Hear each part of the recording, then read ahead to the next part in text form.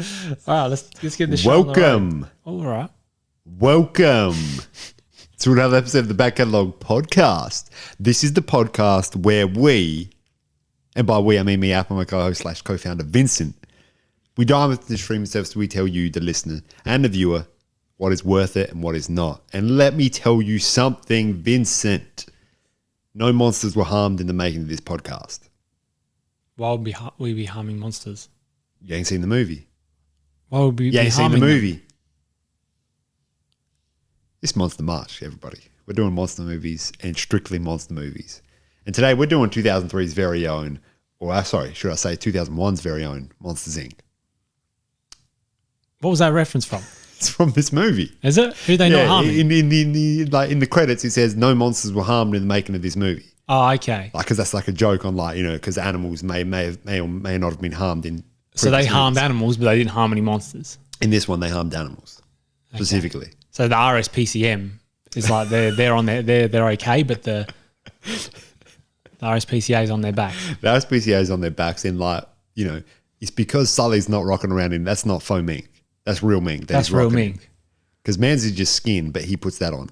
Also, this is this high? Because I'm doing S's, and it's like you could knock a man out with my S's right now. Okay. I'm talking about like the sound of this. Are you hearing this? I sound like Gandalf the Grey every time I say S. I think you just had a bit too much to drink. Am I overly sensitive? I don't know. I mean, hey, look, let me get into this, and I'll tell you, specifically you, Vincent. I'm whistling on this end. that just might be old age. We just might have the whistling track on.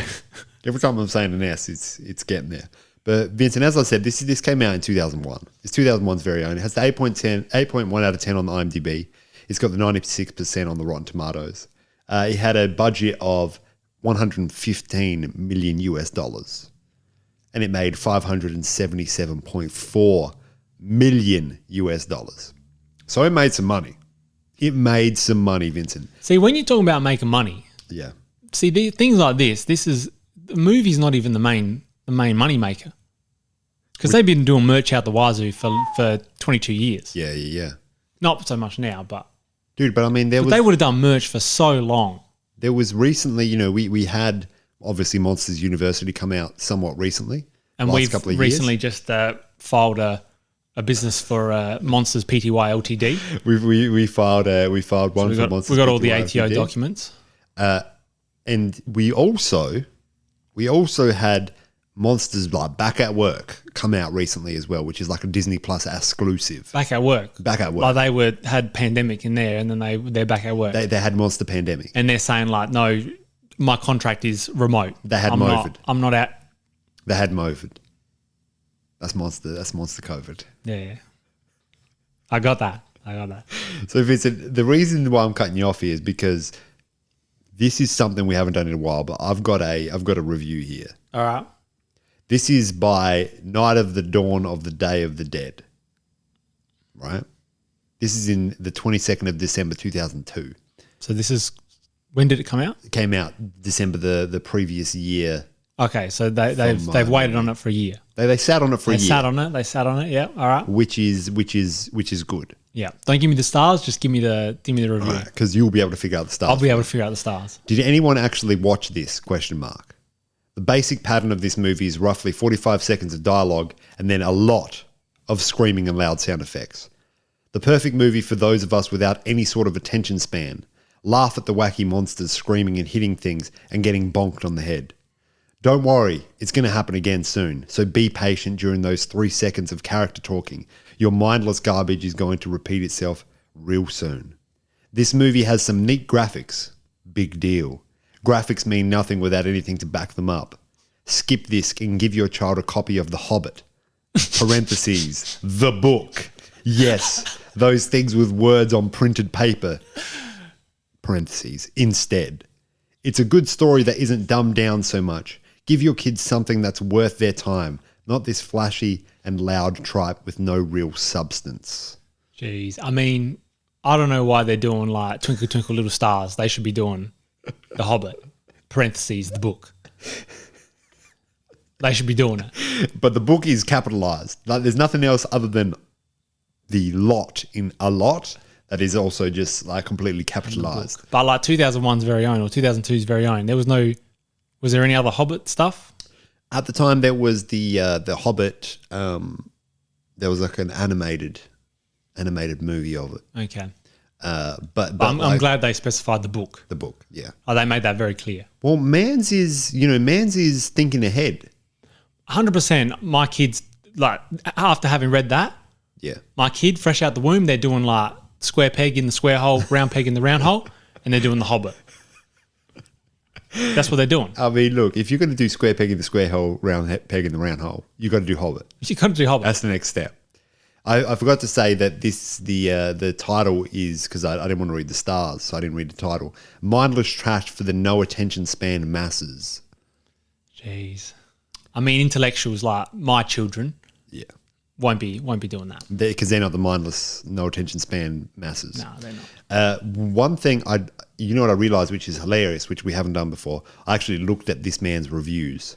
Oh. But none of them go as hard as this, unfortunately. No one goes hard. Which, like, you see that, and then You expect this person brings the same energy to all their reviews. yeah. Now, I also found one, but like we could be jumping into someone's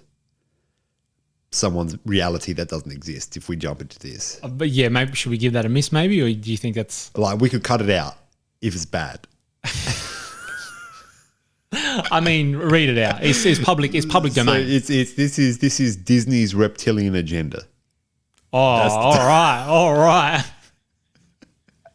So this is by Navi Brupp on the 30th of September, 2018. So this is recently. So All like, right. they've stewed on this for a while. They realized like this could be the reptilian Yeah. nature. of They've this. been connecting the dots. They've got the bowl of yarn. Yeah. They got They got the pinboard. the pinboard. So this is the quote. This is just a straight up quote. Released by the Disney Reptilian (666). Oh, I thought it was going to be parentheses the book. That'd be great. Organization. The monster world did not have an energy source, and so they walk through doors symbolic of interdimensional gateways into children's bedrooms in the human world, where they would frighten children, and when the kids screamed with fear, monsters would capture the energy in a tube and take it back through the door to power their world. The hero of the movie was appropriately a single-eyed (parentheses, all-seeing eye, a major reptilian symbol) (parentheses). Read your David Icke book, people. Walt Disney was a 33-degree Freemason and an illuminist. Behind all those cartoons, He's a magazines, luminous. Like he had all his lights on. dude, I mean, He didn't shut them off. he's got LEDs as well, so like they're staying on. You don't have to change them. Behind all those cartoons, magazines, movies, etc., is a hidden agenda to mess up your children's minds. Disney's production over the years is filled with Masonic symbolism, occult over and undertones. Because there's overtones on this. Like, they're just showing you. They're just saying we're part of the occult. He is preparing our younger generations for the new world order. Who's preparing? Whoa. Whoa. Like, man, this is 2018. Like, Walt's out there. Whoa. Generations for the new world order and introduce them to sorcery (parentheses black magic) as being a cool thing. Read your Fritz Springmeier as well, people. I mean, read your Fritz, like your Bung, your Smiley. You read them all. I mean, 5 out of 22 people found this review helpful. So 5 out of 22 have read Fritz. Bung or Smiley. I mean, this individual. I mean, they've got the kind of energy that will tweet at what's his name from Breaking Bad, Heisenberg. What's As his in, name? what Bryan Cranston. Brian Cranston. They'll tweet at Brian Cranston and be like, "Whoa, I see you." Because they're connecting dots, but they're not connecting the right ones. Well, I mean, look, what a way to do it. You call him out Walter White to put people, because Disney's on ice, right? That's why they've got Disney on Ice. And that's why, see, they had Disney on Ice, and then they brought out Frozen because people were like, oh, we're going to skip the Disney on Ice thing. We're going to straight up say Disney Frozen. Because they had Disney on Ice, and then they brought out Disney on Ice. That's right. Exactly. So then when you search up Disney on Ice, you're just getting where your latest showing is. Jeez. I mean, we said that they did that about something else. Frozen. Frozen. No, it was something else. There was something else that We cracked the code. we cracked the code. We absolutely cracked. Like cracked. I mean, we'll crack some. The Konami. We didn't crack the Konami code because I mean that's still out there. But we will, back catalogue alum, you'll find it. You'll find it. Now, here's the one thing about this. This is probably as good of a synopsis as we can get. This monster's going through a door, scaring children for energy. That's And we're here. Hey, Vincent. So, I mean, I know you shouldn't delve into some people's lived experiences like that, but yeah, I came across that, and I'm thinking reptilian things. Well, it was funny because there's been some videos going around that I've seen on Reddit about some dude who's one of them preachers from a church that, one of them big churches that they preach stuff, and it's essentially a cult that tells you like, hey, hate these people and hate these people, and lock up your peanut butter because like that's what's going to take us into heaven, stuff like that. There's just this guy. Wild. That's wild. I mean, I don't know if that's specifically what they say, but that's the same. That's the same kind of energy. That's the energy kind of they're bringing. Yeah. And Mans is talking, and the top comment on that Reddit thread was like, if anyone was a reptilian, this man would be it. This is the man that's like half out of his car. Yeah, that's the one. What's his name? I don't know what his name is. His name's like Kenneth something. But I've seen him in his eyes. He doesn't blink. Jeez. And when he does blink, they go like, they go like left, right. That's what I mean. If anyone's going to be a reptilian, yeah, that man will be the first one. That man's going to be the first one. Look, jeez. I've seen the Buffy movie. I've seen the Buffy TV series. And, they do an episode in which like there's some rich people cult and there's like this lizard man in there and they feed the lizard man. So, I mean, it could be. I mean, we're in a space in which there's a whole bunch of people just rocking up. Like you got Greek people, you got Italian people. Like at one stage, like people were saying, man, you know what? The masses, they want to keep us blind, but there's Greek and Italian people out there. Like there was people saying that at some stage. They're out there, like they're cooking pasticcio. They're cooking like pasta. I've seen them. I've seen the bolognese. I've seen the spaghetti on the wall. Like they're talking about like these people. They hang up pigs in their back shed, and they make this thing called sugo as well. What's sugo? What is sugo? Parentheses 666 sugo. This is what people think. So there could be reptilian people out there. And I mean, in this movie particular, like there's reptilian people and that's just normal. I mean, we're here. We're here. So one of the things I want to talk about today is where this ranks. This is probably how we'll end it, but where this ranks in regards to our top. We'll just end it here. We'll just end it here. We've done conspiracy theories for probably about 10 of the 13 minutes that we've been recording, and. Well, I mean, what else do we need? There's nothing, man. There's nothing. And I've been doing S's with like a bit of twang to it, so I could be the reptilian. You could. It all comes full circle. Is this all like part of the? Look, I was saying to a family member the other day, I was like, look, if this is a simulation, like you don't know, but I might. Did you just walk off after that? I just left him at that, and he was just like, damn. Is this someone trying to get me out of it? Is this a glitch that's let me know that I'm in something? And you say that to the wrong person, they'll end up somewhere. But here's what I want to talk about Monsters Inc. for a little bit, please. Please, Vincent, please. Don't let me tangent, man. All right. So I want to, at the end of this podcast, talk about where this fits into our top Disney movies, right? I want to talk about the story itself and whether or not this was meant for an hour and 30 minutes. Was Night of the Living Day of the Dead correct in what they were thinking? And I want to talk about the hits and the misses because I think there's bits. There's bits and there's hits. I mean, there's absolutely bits and there's hits. Yeah. And then we'll get into like the Masonic, nature of this movie as well. Yeah. So the reality is... if I'm thinking about it, they had their lights on in this movie. They always had their lights on. And we'll talk about the power shortages as well. I mean, that's illuminist.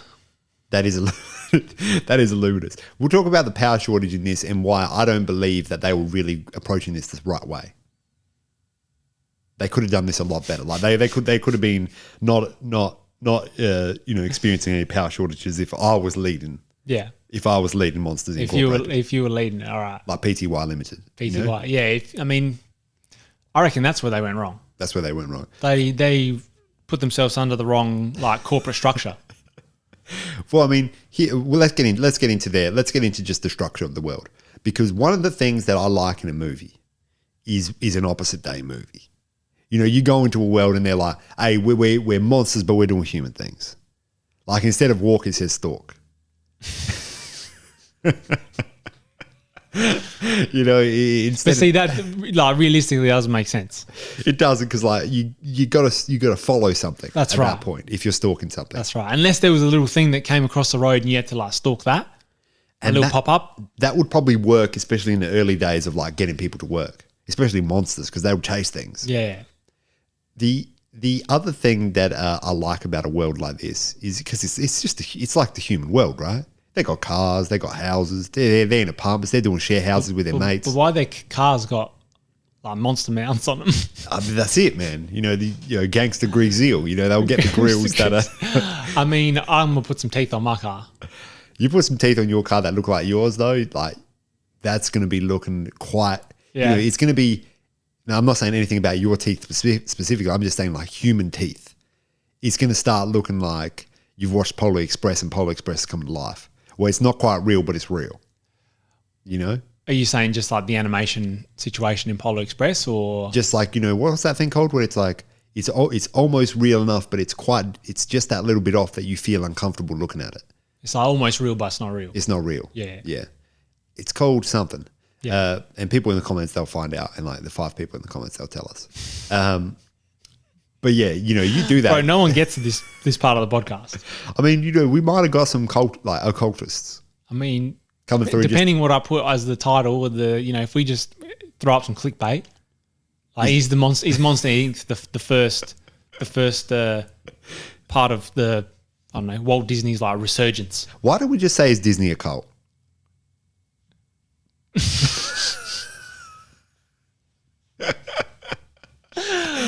Bro, the way he looked at me as if that was, this is the idea. I don't know why there's any more discussion. This is it. Lock it down, shut up shop, we've done it. We've done it. Is Disney a cult? Every video now, is Disney a cult? Is Disney a cult part 2?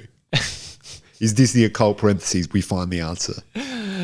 Why your kids should read Is Disney a cult? In parentheses, the book. Dude, we'll go viral for 5 minutes. We absolutely will not. Yeah, I mean, look, it is not on the main channel. Main channel, we're doing things by the book. This channel, we can do things by parentheses, the book. Oh, jeez. All right, so Monsters Inc., right? All right, welcome. Is this we're falling back into the back catalogue? I mean, you throw in one of those reviews. You go backwards, man. Where else are you going to go? You can't go anywhere else. Now, for those who haven't listened to the original Back Catalogue podcast, the podcast where we used to do things, we used to just dive into tangents. I mean, we still do that. Not to the extent, though. Not to the extent. We would have done an hour on occults if we were back in the day, and we'll do it now if you want us to. So, I love the fact that Monsters Inc. is just it's a monsters world. You know, there's dudes going to work. They got their lunch boxes. They got drama with the accountant lady. They got they're in love with the lady at the front desk. They're just doing things. They go to sushi bars and all that. Right? You're talking specifically about Mike Wazowski. Mike Wazowski specifically, because yeah. I feel like I am that character, Yeah. And I feel like you're more the Sully, of this relationship. Okay. Because you're the man's that if we were really in a space in which physicality meant that we could do a particular job. I may look like I'm broader shoulders, but I reckon if you really put your mind to it, you'll be top scarer. And that's just a testament to your hard work and just where you're at. Yeah, no, I've got no disagreements there. I think that you could take on that role and roll with it and get to that level. So that's why I see myself more as Mike. Also, Mike driving car, you got a girlfriend, man. Who's winning? Oh, jeez. So anyway, I think this is a fun movie. I mean, this is a top tier movie. This is a great movie. This is quality content. Like this is, and it's the overall story is good. There's comedy bits. The parts that I didn't like was like Mike Wazowski just doing slapstick comedy. And there's a lot of that. Like he'll spray himself in the eye. That's right, because that's not funny to me. That's not comedy for me. I don't know if that's comedy for you, but I doubt it. As a kid, that was comedy for me. No, as a kid for sure. Yeah. But I think, I mean, you're out there, you know, you got a like octopus looking monster with a moustache, and they're saying like, "Hey, Tony," you know, you've sold me there. That's right. You got Chalubi, baby. You remember Chalubi? Chalubi. That's the dude that's mopping. I think that's the dude that's mopping, and he's making a mess. He's like a slug looking thing, and then he just like puts slugs everywhere. Yeah, that's right. And he's putting slime everywhere. He's putting slime. But I mean, what a way to stay in the job. I mean, that's the perfect way to stay in the job because you're creating the problem. You're creating the problem. And you're solving the problem. And that's why like IT is still going. That's why like Mac just keeps going. Because they just create problems. Because they just be like, look, your thing doesn't allow, like your current model, you can't do this next thing. You can't do it. So here's the next one. You can buy this though. The phone's getting too slow. The battery's no good. I create the problem. I'll make the money. I think, well, I'm going to just say this is the best joke of the whole movie. Yeah. Hit me. Was when they said hello to another slug-looking thing. It actually looked like a bit of a jellyfish. Yeah. And he goes over the sewer grate and he falls down and you just hear him go, like his eyes and his teeth are stuck on top and the rest of his body's down there and he goes, "Oh, great." Oh, dude. See, I didn't pick up on that. And I was doing that, and you know, they sit there for half a second, and that's it, and they go in there, and you just think that, and you just go, well, they didn't have to put that in there. They didn't, because kids are just going to be looking at that like, I mean, like kid will laugh at the fact that man's just went down the grate. That's right. But no one's going to be thinking about, oh, great. I mean, I thought about it. You thought about it, and that's what puts you at the level of top scarer. I mean, that's why I'm the Mike Sullivan. What's his name? You're the Sullivan. Yeah. But he's something Sullivan. I mean, he's something Sullivan. He's Senior Sullivan. He's Victor Sullivan. Yeah, Victor Sullivan. No, Victor Sullivan. Victor Sullivan. No, Victor Sullivan. He's Victor Sullivan. That's from the Uncharted series. No, he's Victor Sullivan for sure. Like he had a cigar. One of the things that I love about this movie is Monsters Incorporated being inside the place. Yeah, because it's just a Sullivan on this that I can find.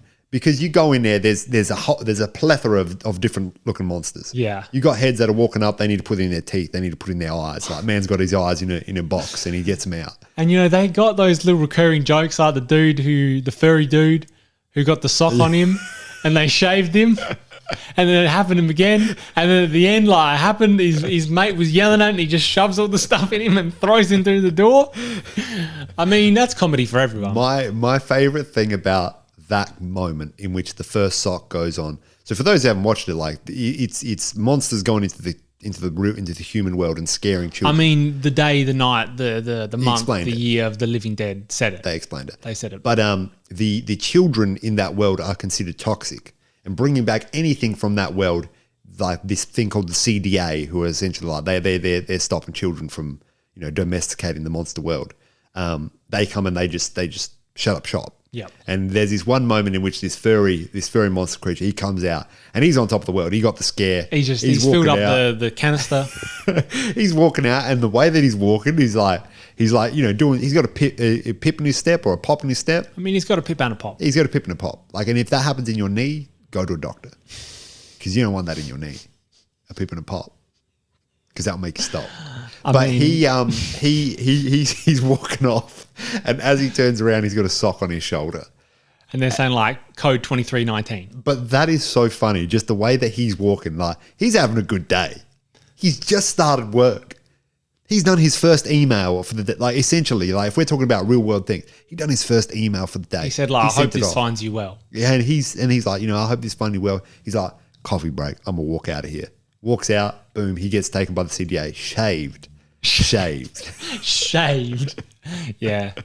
That's too funny. The relationship between Boo and Sullivan, I mean, that warms your heart. Jeez. That warms your heart. This is just a great quality movie. I'm saying the overall story and the relationship, it's just fantastic. It's just heartwarming. It's heartwarming. It's really heartwarming. And there's enough of the sometimes they put obstacles in the way. That's this is the bad guy or whatever. They just seem they're just there to make them to make a movie. Yeah, and like they got to do that because they got to make a movie.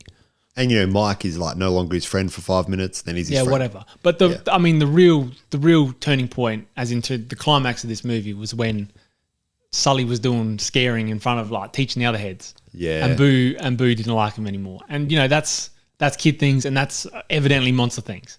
That's right, though. That's right, and I think that's a lovely message to be like, you got a finite time to give kids some positive energy. It's finite. Well, I mean, in their world, they've got a finite time to give kids some negative energy. Initially, yes. Initially. But that's, I mean, he's that's a paradigm shift right there.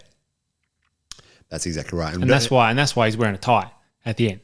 Well, that's because he's Mr. Manager now. Because he was the first to put it together. He was the first to put it together. Now, don't say like paradigm and things like that and shift, because like people from the occult, like, the people that came at the start of this movie, they'll click back in. Yeah. We're still talking like they put Disney on ice, and like they'll put us on ice.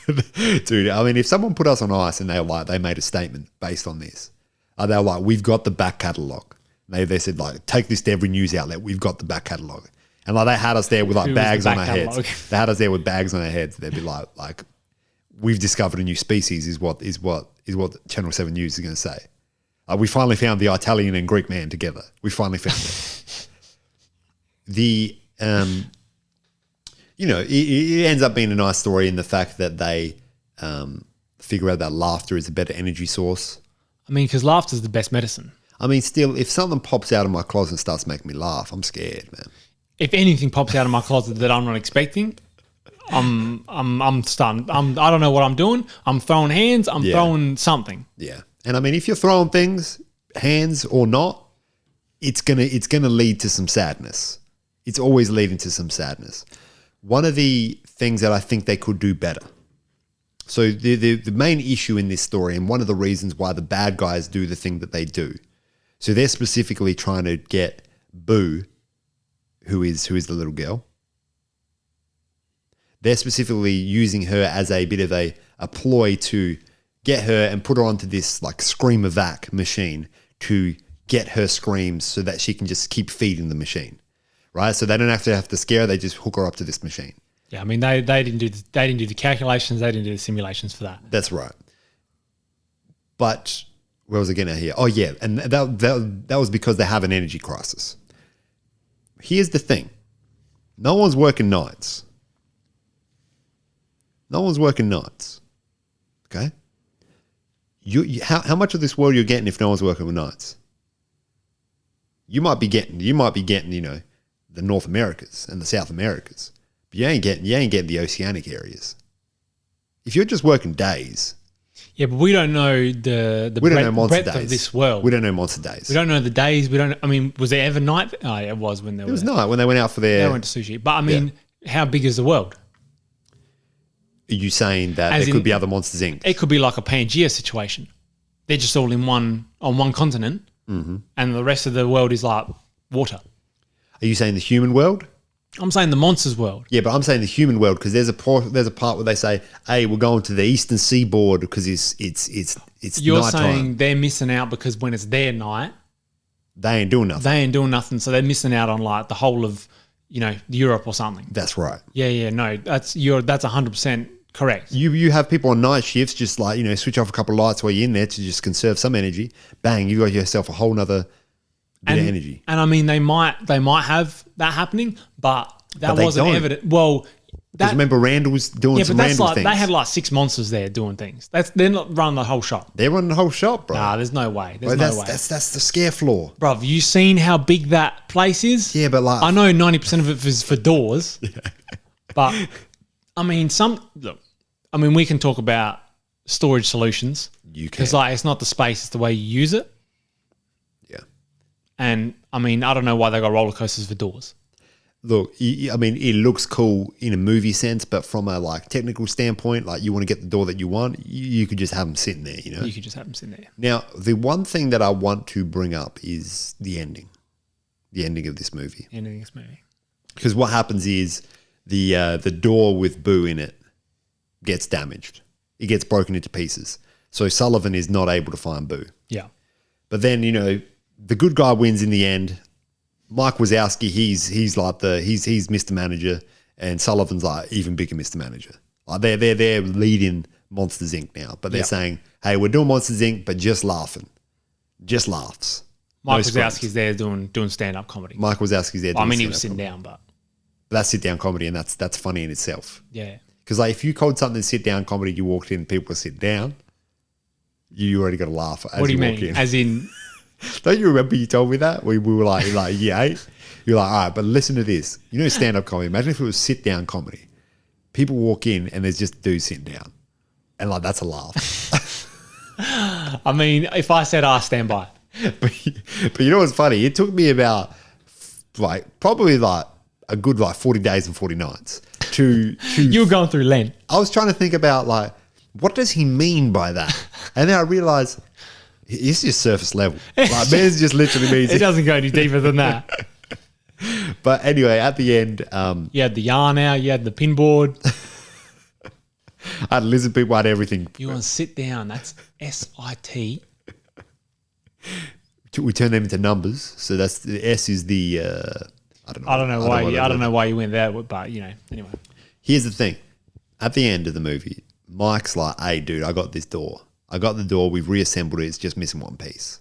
And Sullivan has that one piece that's missing. He puts it in. He goes in there. I mean, the one piece is real. The one piece is real. The one piece is real. He goes in there and he hears Boo. I think she says Kitty potentially. Yeah. And then he smiles. Yeah. And I mean, if that doesn't bring like warmth to your heart, Yeah. just like, you know, when I saw that, I was just like, this is why this is a movie. This is a movie. This is a movie. That's why they put Walt on ice. That's why they put Walt on ice, because like he had all those ideas and he had to keep on ice until like they were ready. Like we were ready for it. Yeah. If he brought this out in the Pocahontas days, people wouldn't have been ready, man. No, he can't do that. It wasn't racist enough. He wasn't racist enough, no. Because like they all seem to work together even though they're different. Yeah. Before we get into where this sits on your top 5 Dead or Alive Disney movies, if it does sit in the top 5, I want to know who was your favorite monster? My favorite monster was the thing that looked like an alligator head with just 2 legs. Like an alligator. It was just, you didn't see it very often. I reckon you saw it maybe twice, but it was just a big ass alligator head. Yeah. And then just off the head, there were just 2 legs, and that's it. That was the monster. That's the whole monster. That's something that kids draw and they go like, this is it.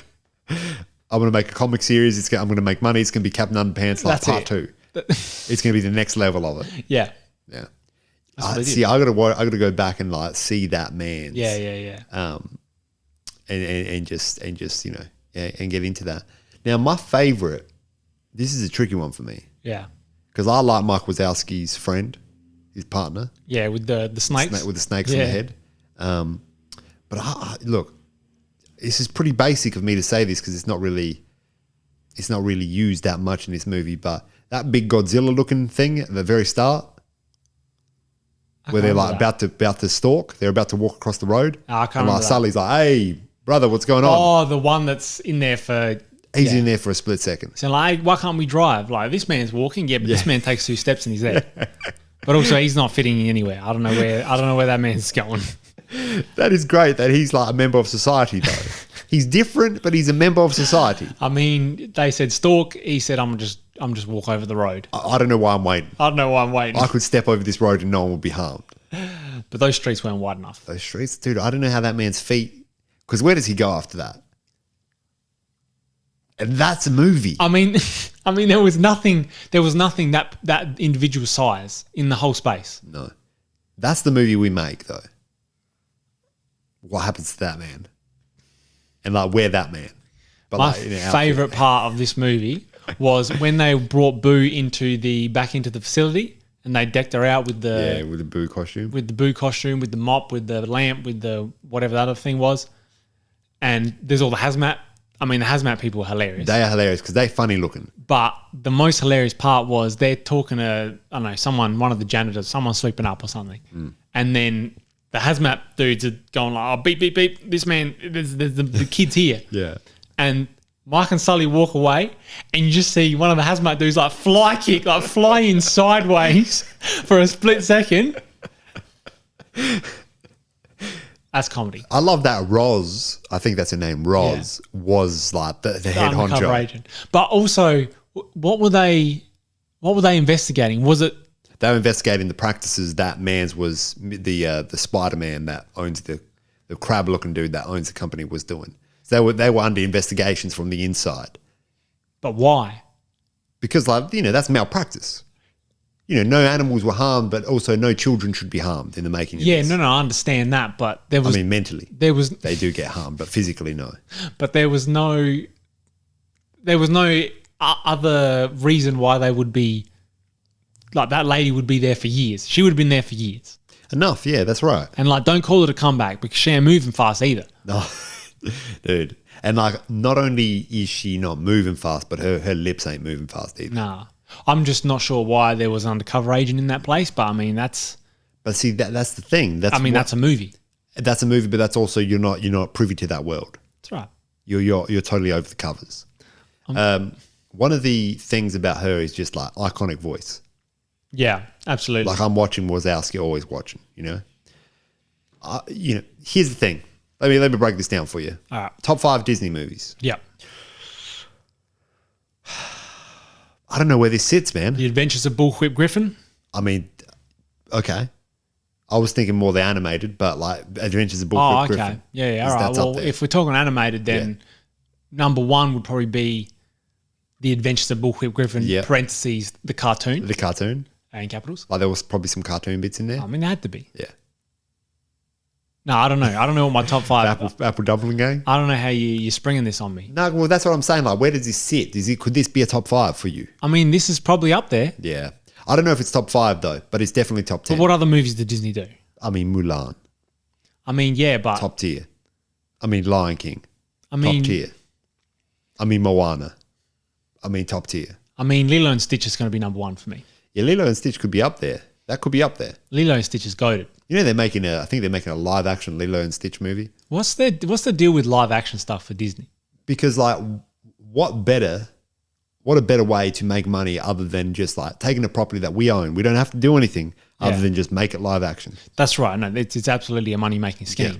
So if we do the back catalogue and cartoon one day, like that'll be the hitter. Maybe they've got so many, like Walt Disney's on ice and his ideas are not ready for like this decade. They're unthawing as we speak. They're unthawing. Or they're thawing. No, they're unthawing. They're unthawing. Like they've been thawed, but they're now unthawing because they thought they were ready for this They world. thought they were ready, and then they had to unthaw them. And then they brought out the Lion King live action. And everyone was like, "Bro, it's just the same." But it's just the same. But these like animals don't have any emotions. Yeah, because like animals don't have emotions like that's visibly right. on their faces. No, but that's the movie, and that's that. That's just what happens in this world that we live in. I mean, that's Monsters Incredible. It's incredible. Vincent, can I tell you something really quickly before we finish? That was Monsters Inc. And this has been the back catalogue. Talk soon.